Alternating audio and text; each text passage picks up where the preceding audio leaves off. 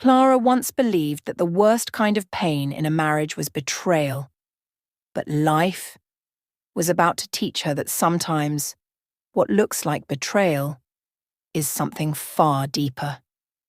For weeks, her husband Daniel had been acting strange, late nights, missed calls, half-hearted smiles, and conversations that ended with, "I'm just tired, Clara." But Clara wasn't stupid. She saw the signs, the way he avoided eye contact, how his phone was suddenly password locked. He was hiding something. One Saturday night, he said he had a conference dinner.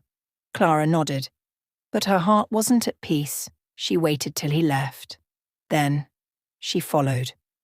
She wasn't proud of what she did, but love mixed with fear makes people do foolish things. Daniel drove across town to a small hotel. She watched from a distance as he went inside alone. She sat in her car staring at the building, hands shaking. "He's cheating on me," she whispered, feeling like the ground beneath her had cracked open. Hours passed. He didn't come out. She drove home in silence. Her mind ran wild, images of him with someone else, laughing, kissing, betraying her. The next morning, Daniel came home quietly, looking tired. He kissed her on the cheek. She pulled away. "Where were you last night?" she asked. "The dinner ran late. I didn't want to wake you coming in." The lie hurt more than the truth would have. Clara didn't argue, she just nodded. But that day, while doing laundry, she found the hotel receipt in his jacket pocket. 1 room, 2 guests. Check-in, 7:45 p.m. Check-out, 6:52 a.m. She sat down on the floor, the receipt in her hand, tears streaming down her face. Her chest ached, her breath felt short. How could he? After all the years? After everything? But Clara wasn't a woman who screamed. She waited, and the next day she placed the receipt on the table. "Tell me the truth, Daniel, I deserve that much," she said, her voice steady. Daniel stared at the paper, then sat down. "Clara," he began slowly, "I didn't cheat on you. Don't lie, just don't." He took a breath.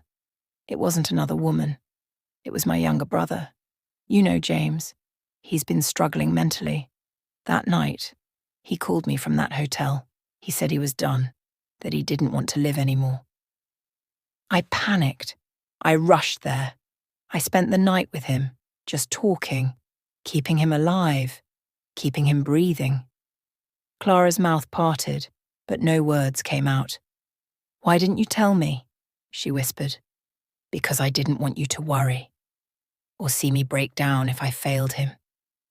And just like that, everything inside Clara shattered.